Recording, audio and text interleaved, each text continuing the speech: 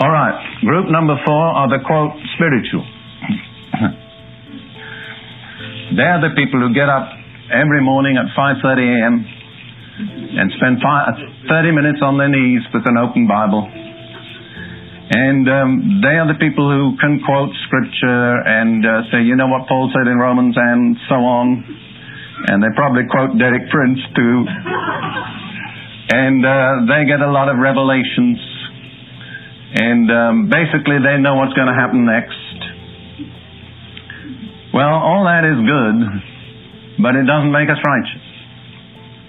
Now, I'm not knocking getting up in the morning to pray.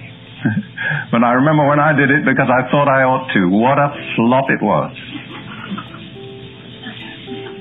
Finally, group number 5 is a group that's, I'm sure, not represented here this morning at all. I call them the kitchen counter scrubbers. They're the people whose righteousness consists in always having the kitchen spotless, all the counters wiped off, no dirty dishes lying around, no dust in the corners, everything neatly folded, and so on. Now, all my family who know me will acknowledge that I'm basically a very tidy person. You could walk into my office almost any hour of the day or night and you'd find my desk in perfect order.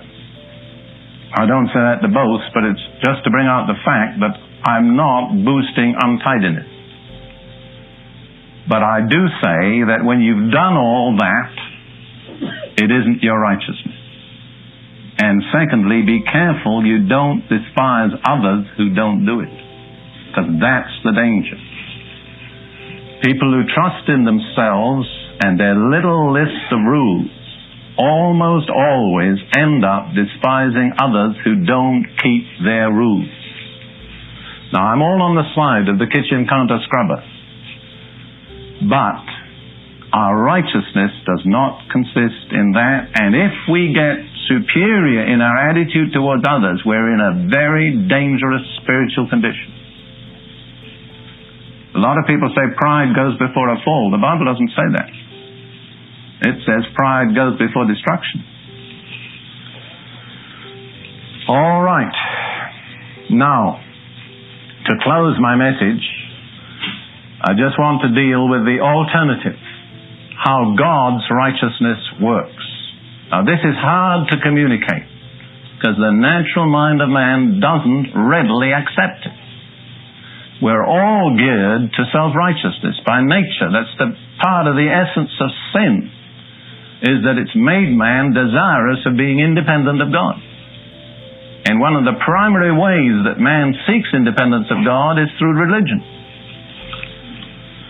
Let me just read once more the 5 points of self-righteousness, and then I'll try to show you the way in which God's righteousness differs in each one of these points.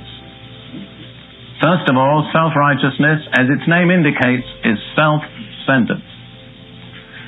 Secondly, it leads us to despise others. Thirdly, it compares itself with others, not using God's standard.